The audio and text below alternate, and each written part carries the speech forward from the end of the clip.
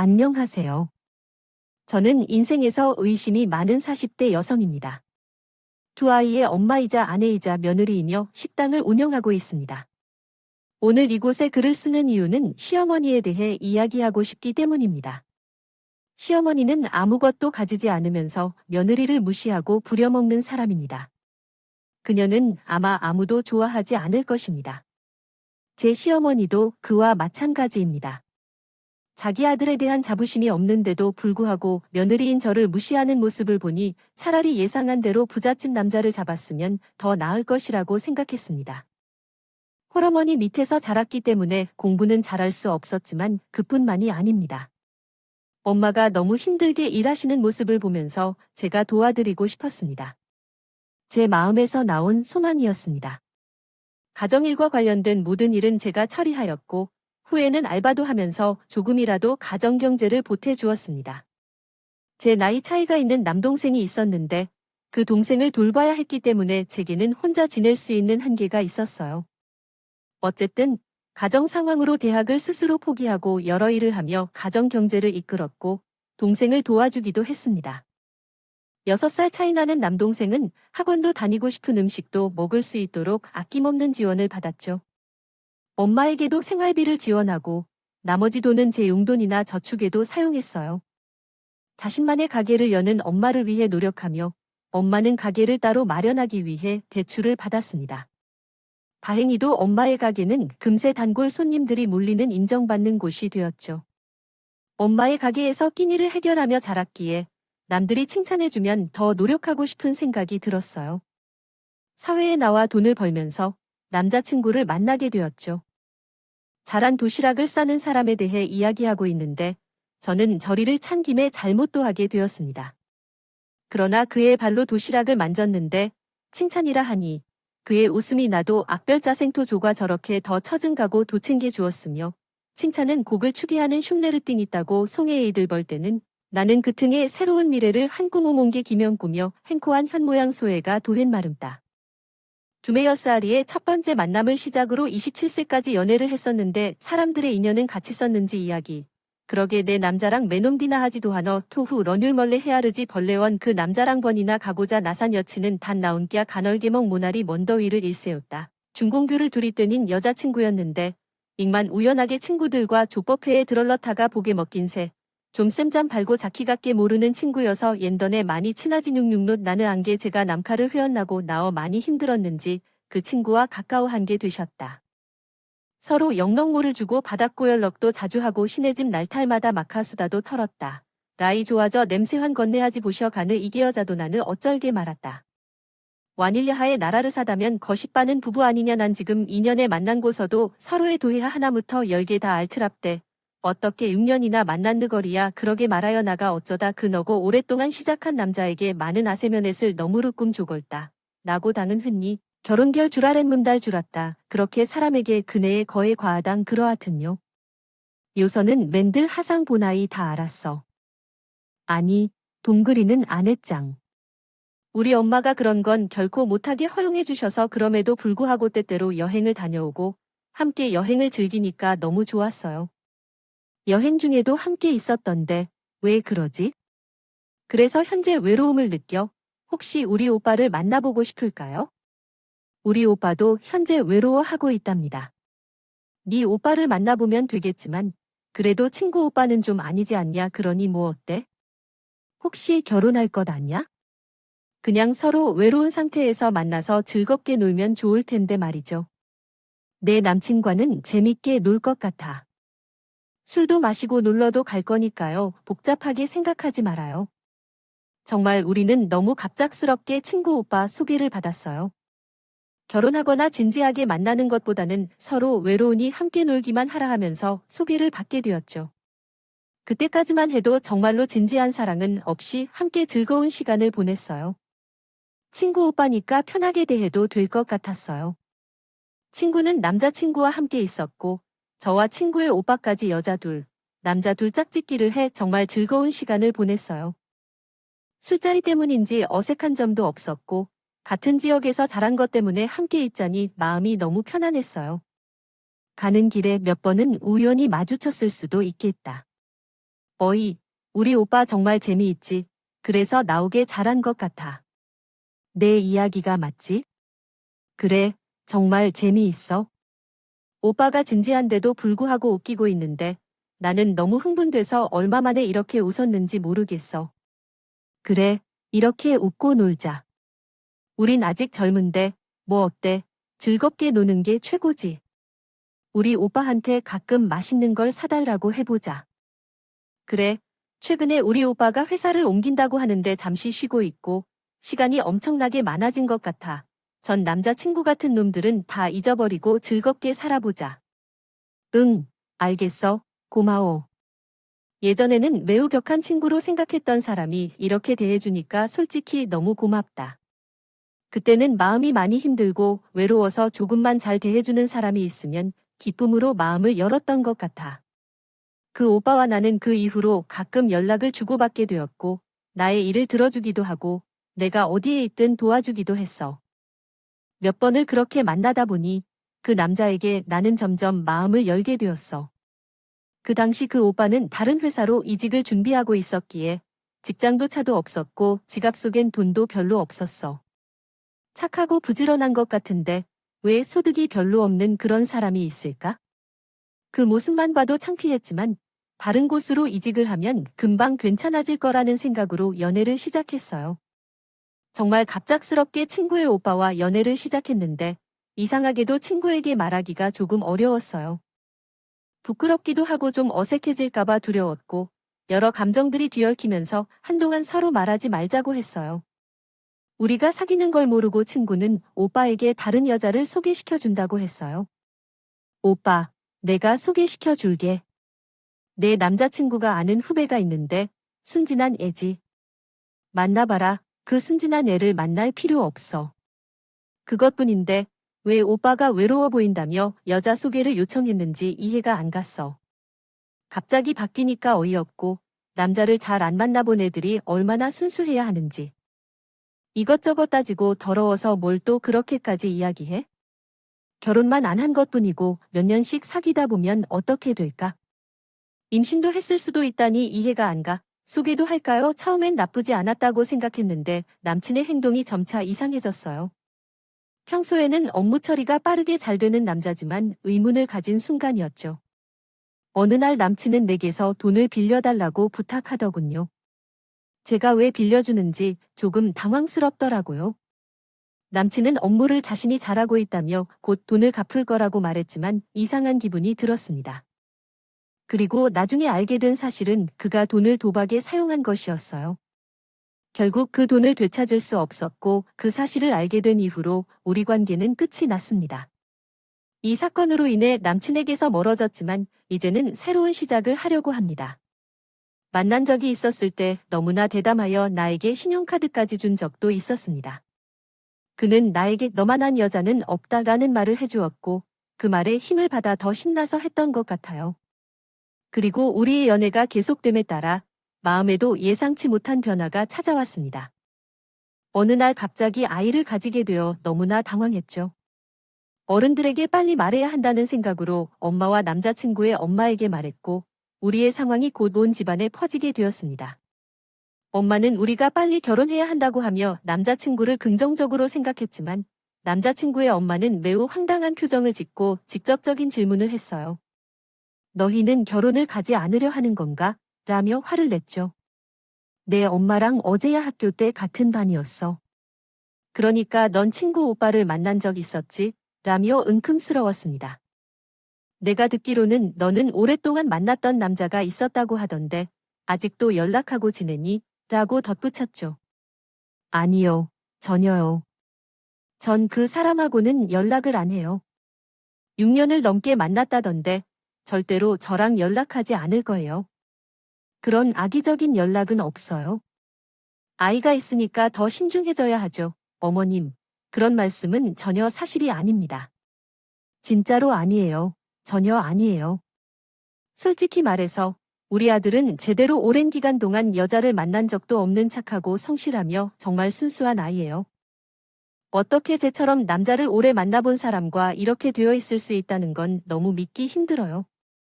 아직도 그 사람을 뒤로 두고 다시 만나지 않을 걸 확신할 방법이 없으니 부부가 몇 년이나 살아도 서로를 미워하게 되고 소중한 정이 사라지는 게 너무 슬픈 일인데요. 어머님, 정말 오해하신 거예요. 이미 그 사건은 예전에 끝난 일이고 그 이후로는 거의 연락도 안 했으며 그 사람은 다른 여자와 결혼했어요. 게다가 저도 그 남자에 대해서 이미 다 알고 있는데 어떻게 의심할 수 있겠어요.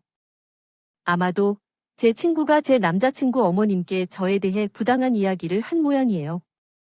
이런 상황에 황당하고 분하고 속상함을 느끼며 마음이 정말 상했습니다. 자기의 자식에게 그런 말을 할 수 있는 건 정말 어떤 일이 있어도 이해할 수 없는 일이에요.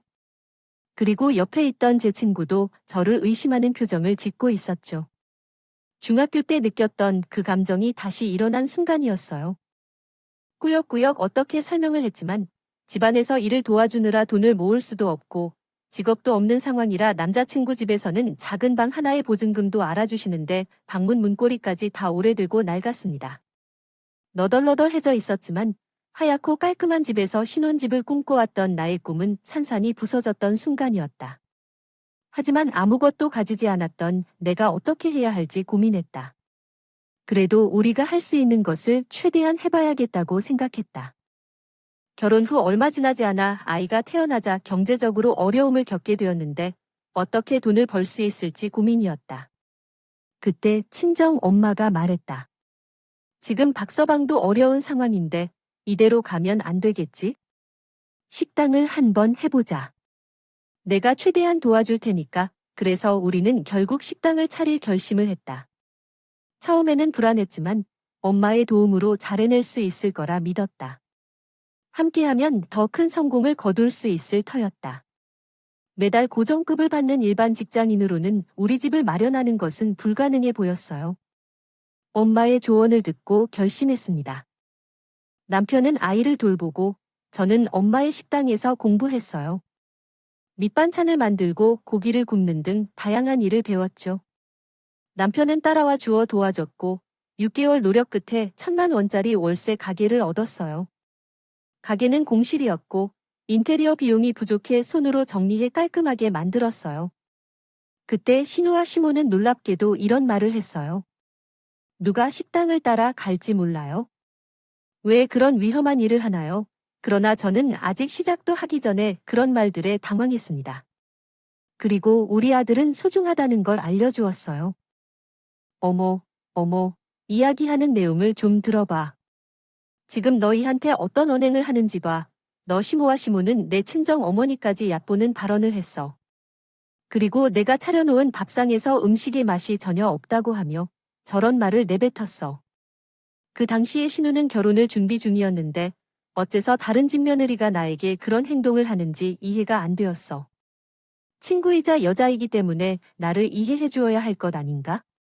한마디 한마디가 마음에 비수가 들어가 매달리는데 진짜 짜증이 많이 났어.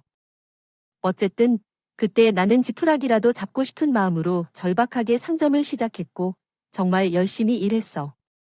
그때의 모습을 생각하면 엄마로서 나는 아직까지도 한이 될 만큼 상점에 매달리고 있어. 주중에는 어린이집에 아이를 맡기고 주말에는 친정어머니와 친정동생이 아이를 돌봐주셨어. 시몬과 신우는 자신들의 혈통이어도 한 번도 아이를 보지도 않고 있었어. 신우는 결혼을 해서 신혼생활을 즐기느라 아이를 돌보지 못하겠다 했고 시몬은 아무것도 안 하면서 어디선가 건강이 나쁘다며 아이를 맡아달라는 핑계를 대곤 했어. 한 번은 내게 몸이 안 좋다며 요식을 받아주기도 했지만 나 애듬잭. 해피스의 회사와 신우와 함께 어디를 놀러 간 적도 있었어요. 그때 얼마나 성질이 나던지 당장이라도 전화를 해서 욕이라도 한바탕 해주고 싶을 정도였어요. 그래도 착한 남편이 옆에서 저를 잘 보듬어 주었고 가게 일을 누구보다 열심히 해준 덕에 잘 버텼던 것 같아요. 남편이 회사 생활은 잘못 버텼는데 은근히 가게에서 사람들 대하고 하는 일은 잘 하더라고요. 서글서글하게 웃는 선한 인상이 손님들한테도 보기 좋게 다가갔던 것 같아요. 아무튼 들어 당신은 저녁에 우리 얘기까지 봐야 돼서 더 힘들잖아. 아니야, 난 오히려 우리 애기한테 너무 미안해. 조금이라도 더 해주고 싶은데 식당 때문에 신경도 못 쓰고 어디 놀러 가지도 못하고. 그래서 그런 마음뿐이야? 내 몸 힘든 건 상관없어. 아이브. 우리 천사 민주. 당신 진짜 복 받을 거야. 정말이야. 음식 솜씨 끝내주지. 애기도 잘 키우지. 남편한테도 이렇게 잘한다면 정말 복 받을 거다. 우리 마누라 헤이. 당신도 이렇게 잘하고 있으니까 우리가 잘 되는 거지. 이게 어디다. 혼자 임으로 되는 거야? 나도 고마워. 나 솔직히 당신 회사 문제로 힘들어 했을 때 걱정 엄청 했거든. 근데 오히려 지금이 직장 생활보다 훨씬 나은 것 같아. 그치 고정 손님들도 늘었고 지금 3년째 되니까. 그래도 어느 정도 매출도 오르는 것 같아요. 저희 부부는 처음에 가게를 시작할 때 힘들었지만 운영하는 과정에서 서로를 지지하며 함께 여러 어려움을 극복해왔어요. 3년이 지나면서 손님들도 많이 생겨 매출도 늘어나게 되었고 이에 따라 더 넓은 장소로 이사하게 되었습니다. 이전 후에는 오히려 더 많은 손님이 찾아와 가게가 바빠지고 직원도 증가했어요. 이렇게 힘들지만 재미있는 돈 버는 과정 속에서 우리는 웃음을 되찾았고 가게를 늘리면서 가족과 함께 보내는 시간을 더 가져 이루었습니다. 돈을 모으는 재미는 어려움을 잊게 해주었고 친정 엄마에게 큰 선물도 해주게 되었어요. 그러나 그때 신우가 남편의 바람을 피우는 사실을 알게 되면서 상황이 복잡해지게 되었어요. 그렇게 말을 했는데 나중에 알게 된 사실은 신우가 다른 남자와 바람을 피우면서 남편의 돈을 낭비해온 것이었다. 우연히 들은 대화로 알게 된 사실이었지만 정말 충격이었습니다. 누가 그렇게 걸려서 이러한 상황이 되었나 싶어서 어이가 없었습니다. 엄마야 어떻게 이런 실정을 버리고 싶어서 들키고 술을 마시고 깨닫지도 못한 채 가방과 핸드폰이 털렸다는 사실에 충격을 받았습니다. 정말 어떻게 해야 할지 모르겠어서 당장 죽겠다는 생각이 들었습니다. 그러나 언제까지 술 마시고 이런 실수를 범하며 인생을 망치겠느냐고. 중퇴 학교 때부터 술만 마시면 미치게 되는 것을 깨닫지 못해서 마을에서 비웃음을 삼. 하지만 엄마는 어째서 그런 선택을 하고 있는지 모르겠었고 왜 그렇게까지 행동하느냐고 물어봐도 대답을 해주지 않았습니다. 그래도 내가 살 수 있는 사람은 엄마뿐이라고 생각하면서 앞으로는 연애를 하면서도 엄마와 함께 살 것이라고 말했습니다. 그래서 나를 버리지 말라고 부탁했고 그 말에는 내 마음을 알고 있는 엄마의 사랑이 담겨 있었습니다. 그럼 좋아. 알았지. 넌 조심해야 해. 내 오빠가 새언니가 알아봐야 할 상황인데 내가 이런 위기에 처하고 있을 때 기도망친 것을 알 수 있으니 걱정하지 마. 망신당한 것을 마음에 새기고 조심하도록 아이터라요. 내 남자친구한테 연락이 왔어? 나가서 놀다 올게니까 내가 기다리지 말고 먼저 자. 신우야, 2시간 동안 어느 정도 지났니? 또 다른 남자를 만나러 다니면서 착한 척하고 나까지 카고 있었어. 시모는 우리 부부가 알게 될까봐 조심스럽게 행동했어. 우리 가게 손님이 많다는 걸 보고 신호의 이야기를 꺼내는 거야? 가게가 꽤 수입이 괜찮아 보인다고 생각할 때면 사람들이 꽉 차 있어. 오늘 매출은 얼마나 올랐나요? 인건비가 비싸니까 얼마 안 되겠지. 어머님, 어떤 이유로 오셨어요? 친구들과 함께 모임을 갖는다면서? 네, 모임을 여기에서 해야 한다고 내가 한 통화했으니 알고 있었지. 18명 정도 오겠다니까?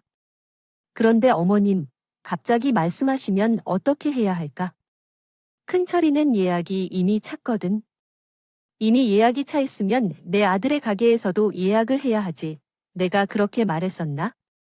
사장 엄마가 그렇게까지 해야 한다는 게 이해가 안 가. 이런 못된 년은 아니지. 어머님, 네, 얼른 자리를 만들어 놔라. 1시간 후에 올 거야. 그리고 신호가 그런 꼴을 당해서 혼자 있는 건 어떤 느낌이니? 차든 작은 카페든 하나는 준비하고 싶은 마음은 없어? 당신은 돈을 어디에 다 쓰고 있는 거지? 어머니는 왜 내가 무슨 돈을 아끼고 있는 거야? 여태 빚을 내면서 살았는데 이사하면서 대출을 받아먹고 살거나 남는 게 없어. 아직도 대출 상환하고 살아. 그리고 하진이랑 2번째로 혼인하면서 카페 하나 차리라고 해주느니 네 친구니까 도와줄 수 있지 않아? 없지? 이건 정말 아니야? 처음 맛집을 연 때 도움을 요청했는데 무시당한 건 누구야? 이혼할래도 아니야. 자기 일 자기가 알지. 어이구, 무섭다. 무섭지? 이런 말에서 어디 살리려고 해. 너도 내가 버릴 때 이렇게 할 거니?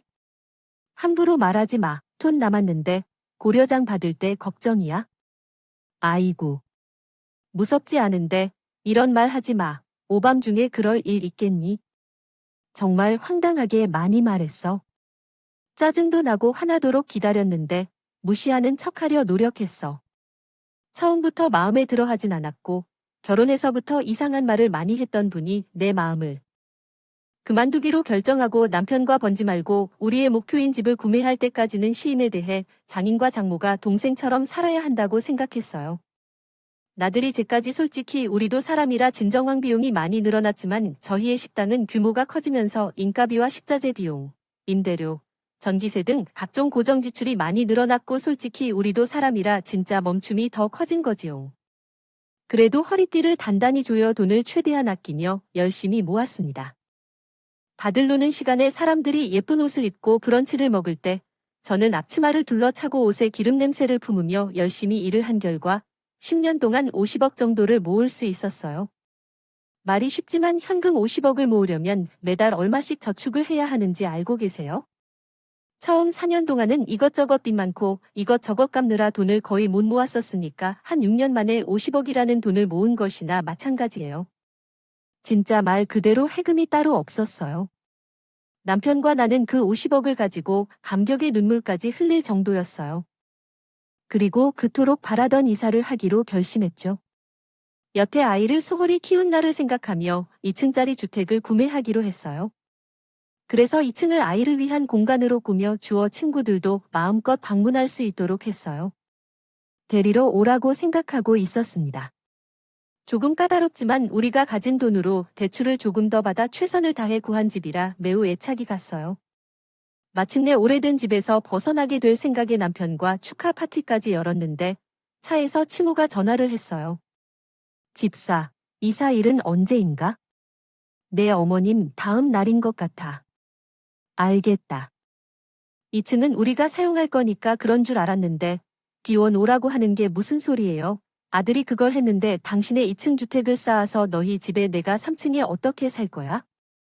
2층엔 2개의 방이 있대. 2층은 우리가 사용할 거니까. 어머님, 2층은 우리 딸 방으로 만들려고 다 고민 중이에요. 자식을 2층에 주려고? 1층에도 2개의 방이 있어요. 그 방들은 왜 사용할 거예요? 나 어머님은 지금 집을 부동산에 내놓고 얘기한 날에 임차인 나타나면 바로 계약하라고 했거든. 시모는 2층을 완전히 자신과 신혼가족이 사용할 거라고 했고 비원 오라는 이상한 말을 하셨어요. 사실 며칠 전에 집을 계약하고 난 후 시몬이 그 얘기를 했지만 남편도 너무 당황해서 말을 못했어요. 그 모습은 정말 어이가 없어 정말 저는 이해를 못해 어머니 왜 그러시는 건가요? 정말 이해가 안 돼. 절대 싫어 여보 저도 싫어 근데 우리 어머니의 성격을 아는 사람 아니야. 우리 엄마는 한번 해주신다고 하면 어떻게 그 집을 마련했는지 알잖아. 10년 동안 자기랑 나랑 힘들게 일해가면서 마련한 집이 아닌가 근데 이런 행동을 어떻게 하시는 거야. 어머니가 해주신 게 뭔데 그렇게 애타게 애기 좀 봐달라고 할 때도 듣지 않고 척만 하시고 친정 사람들을 불러다가 무료로 먹이고 가시고 도대체 왜 그러시는 거야? 그래 여보 저도 안다 알다고 나도 미치겠어. 정말 그러면 안 된다고 하라고 난 결코 용서 못해. 2층은 우리 딸 방으로 내가 다 꾸며줄 테니까. 절대 안 돼. 절대 싫어 고함을 치며 싫다고 울부짖고 나는 정말 싫어 저는 염치가 들어 저런 행동을 하시는 게 어떻게 그런 개행동을 하는지 아무리 이해하려 해봐도 납득이 안 되었어요. 차라리 진정으로 엄마에게는 이런 행동을 말해야 하는데 그런 행동이란 정말 할 수가 없었죠. 누구나 억지 못할 일이니까요. 저는 다시 한번 어머니에게 전화를 걸어서 2층 방에 대해 안되란 말을 했지만 어머니는 내 말을 끝까지 듣지도 않고 그냥 끊어버렸어요. 시모는 2층을 완전히 자신과 신혼가족이 사용할 거라고 했고 비원 오라는 이상한 말을 하셨어요. 사실 며칠 전에 집을 계약하고 난 후 시몬이 그 얘기를 했지만 남편도 너무 당황해서 말을 못했어요. 드디어 이사하는 날 시몬은 짐을 싸서 우리 집으로 무작정 들어와 버렸어요. 설마 했는데 우리가 이삿짐을 옮기는 동안에 시몬도 작은 트럭을 불러와 짐을 우리 집으로 옮기려고 했어요. 어머님, 정말 왜 그러세요? 제가 말했잖아요. 그럼 날 내쫓으려도 할 거면서 작은 이나치를 팔고 오는데 그럼 어디 갈 것 같다고 그렇게 하세요? 네가 싫으면 제가 2층에서 그냥 있을 테니까 너도 결코 2층으로 오지 말아줘요. 알았어요. 그렇게 살면 되는 거니까. 이렇게 나를 대하는 거 인권이 어디 있어? 등에 왜 그 생각을 했는지 모르겠어요. 제가 시몬과 함께 짐을 2층으로 옮기려고 하는데 바닥에 주저앉아서 눈물이 흘렀어요. 억지로 나를 이끌어내기도 어려운 일이 됐어요. 착한 남편은 아무런 말도 못하고 머뭇거렸던 것 같아요. 그렇게 우리는 그날 이사를 끝냈어요. 시몬에 대해 좋은 마음은 없었어요. 그래서 그날 저녁은 짜장면과 짬뽕을 시켜서 남편을 2층으로 올려놓았어요. 모처럼 직장을 쉬고 이사를 하며 세 가족이 모여 조용한 파티를 하려고 했는데 시몬 때문에 다 꼬이고 말았어요. 제가 버렸어요. 더군다나 2층이 내 방에 있는 것으로 생각했던 큰딸에게 정말 죄송해서 말을 할 수가 없었어요. 엄마가 미안하다며 대신 1층을 아름답게 꾸며줄 거라고 했어요. 우리 딸의 친구들이 잘 놀 수 있도록 엄마가 최선을 다하겠다고 했어요. 그래서 엄마도 우리 딸을 위해 예쁜 방을 꾸며주고 싶었는데 할머니와 고모와 함께 살게 되었어요. 딸은 할머니를 싫어하고 고모도 싫어하고 매일 나를 향해 나쁜 말만 하고 있어요. 그러면서 할머니와 고모와 어떻게 함께 살아야 할지 모릅니다. 아이에게는 할머니가 아빠를 만나게 해준 고마운 분이고 고모는 아빠의 유일한 여동생이자 나의 정말 소중한 사람이에요. 그래도 우리는 모른 척할 수 없어요. 아이가 우리에게 이렇게 해야 한다고 생각해요. 맞아요. 엄마가 실망스러울 거예요. 약속도 지키지 못했고 정말 화도 나고 눈물도 나고 정말 감정을 잘 조절하지 못해요. 이런 상황을 해결하지 못하는 자신이 너무 싫어요. 따라서 성질이 심하게 나고 있는 상태로 2층에 위치한 것입니다. 저희 딸과 함께 저녁 시간에 짬뽕과 짜장면 한 그릇을 간단히 먹고 치웠어요. 딸을 시켜 2층으로 가서 시모도 함께 드시라고 짬뽕 한 그릇을 가져다 드렸어요. 그런데 2층은 조용해 보였어요. 시모는 방 안에서 정리를 하느라 문을 닫고 있었어요. 저는 일찍 잠에 떨어져 버렸어요. 다른 편에서 남편은 쉬는 날이었지만 식당에서 일하고 술을 마신 후에야 새벽 늦게 집에 돌아왔어요. 새벽에 깨어나 신호 소리를 들었더니 아이가 들어왔고 2층으로 가서 구토 소리가 들렸어요. 그 소리를 듣기 싫어 방 문을 닫고 아이 귀도 막았어요. 하지만 잠이 오지 않아서 마음이 조급해졌어요. 시모가 너무 조용해서 이상한 느낌이 들어 2층으로 올라갔어요. 시모가 2층으로 오라거나 관여하지 말라는 말을 했지만 제 삽록을 하지 않고 올라왔어요.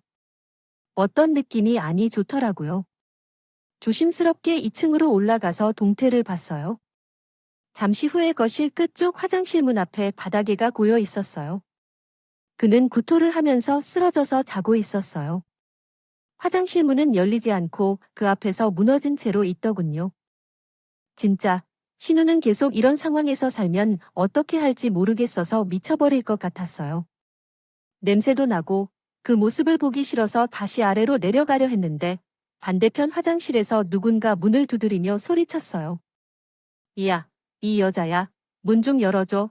참을 수 없는 짜증이 난다고 해서 나는 궁금해서 그쪽으로 점점 다가가 보았어요. 그러니까 소리는 화장실 안에서 시모의 목소리에서 나오는 것이었어요. 어머님, 어머님, 거기 계세요? 화장실 안에 계신 거죠? 그래, 이 여자야. 문이 고장 났어 열리질 않는다고 했어요. 얼마나 계속 불렀는데 어떻게 진짜 문이 안 열리는 거지? 잠깐만, 어머님, 화장실 문이에요. 신우를 옆으로 밀고 문 손잡이를 힘껏 흔들었어요. 그런데 손잡이는 고장이나 한 것처럼 열리지 않더라고요. 순간 화장실 안에 친모가 갇혀 있는 사실을 알게 되자 나도 급하게 문을 열었다. 문고리를 세게 흔들어서 눈꼬리를 완전히 뽑아버렸다. 그 결과 작고 동그란 구멍이 생겼고 거기서 친모의 모습을 볼 수 있었다. 어머니, 괜찮으세요? 여기 계신 건 언제부터예요? 이런, 너 자식아, 들었는데도 모른 척했구나. 인연이 참으로 빨라. 문을 열어줘. 아니에요. 어머니, 저 정말 아래서 짐 정리하느라 소리를 못 들었어요. 정말이에요. 이게 고정됐나 봐요. 잠시만요. 기다리시면 저희 아버지가 올 거예요. 하여러분 대답을 해줘. 미쳐버릴 것 같아. 내가 된 것이 그만큼 나의 명을 저버린 것 같아. 얼른 1층으로 가자고 말하며 내 어린 아들을 불러내렸다.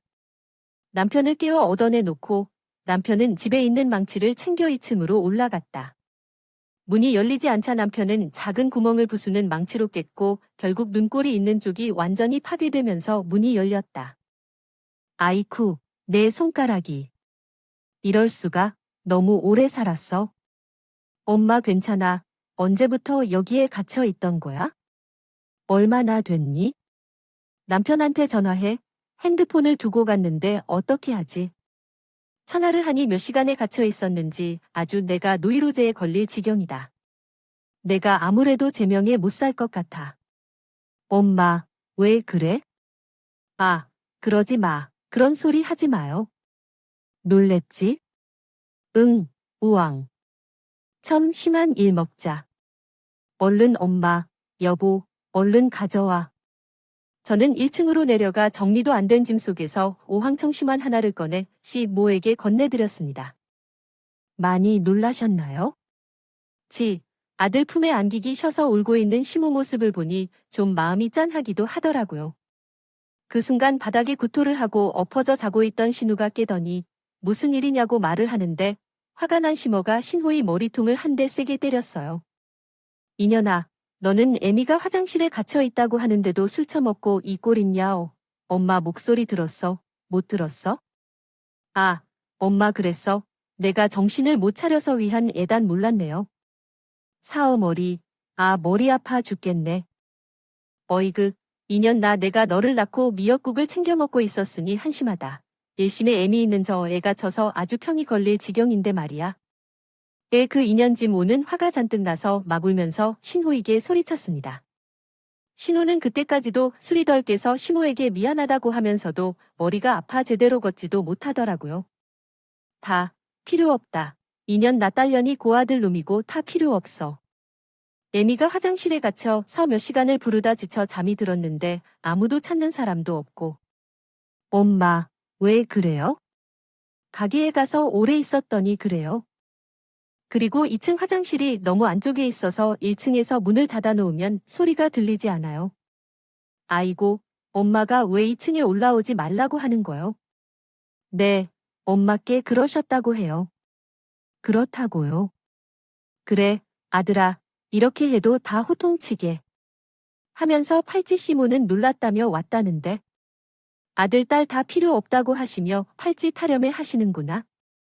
그냥 자기 집을 팔고 평생 딸과 놀고 먹으려고 여기에 왔는데 들어온 첫날부터 화장실에 갇히면서 몇 시간을 버텼다.